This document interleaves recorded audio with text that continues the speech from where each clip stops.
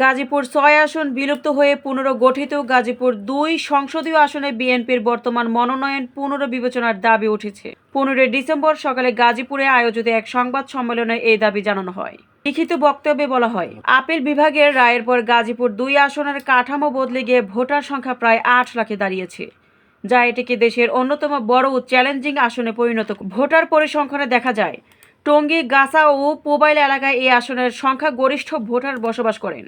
বক্তারা বলেন, বর্তমান মনোনয়ন দেওয়া হয়েছিল ভিন্ন বাস্তবতায়। এটি কোনো ব্যক্তি বিরোধী দাবি নয় বলে তারা স্পষ্ট করে। সংবাদ সম্মেলনে বিএনপির কেন্দ্রীয় নেতৃবৃন্দ টঙ্গী, গাছা ও পোবাইল এলাকার সাংগঠনিক মতামত গুরুত্ব সহকারে বিবেচনার আহ্বান জানান এবং প্রয়োজন হলে বর্তমান মনোনয়ন পুনর্বিবেচনা করে যোগ্য ও গ্রহণযোগ্য প্রার্থী মনোনীত করার দাবি জানান। সংবাদ সম্মেলনে লিখিত বক্তব্য পেশ করেন গাজীপুর ২ আসনের সাবেক এমপি ও বিএনপির কেন্দ্রীয় নেতা বীর মুক্তিযোদ্ধা হাসান উদ্দিন সরকার।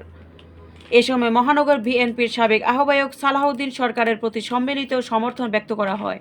এ সময় আরও উপস্থিত ছিলেন সিনিয়র যুগ্ম আহ্বায়ক রাকিবউদ্দিন সরকার পাপ্পু, সাবেক সদর উপজেলার পরিষদ চেয়ারম্যান ও মহানগর বিএনপির সাবেক সহসভাপতি আফজাল হোসেন কায়সার, মহানগর বিএনপির সাবেক সহসভাপতি মাহবুবুল হক গোলাপ ও আখতারুজ্জামান, মহানগর যুবদলের সাবেক সাধারণ সম্পাদক ও সম্ভাব্য প্রার্থী জসিমউদ্দিন ভাট, বিএনপির নেতা সরকার শাহানুর ইসলাম রনি, যুবদল নেতা সৌমিক সরকার সহ বিএনপির বিভিন্ন থানা ওয়ার্ড পর্যায়ের নেতৃবৃন্দ।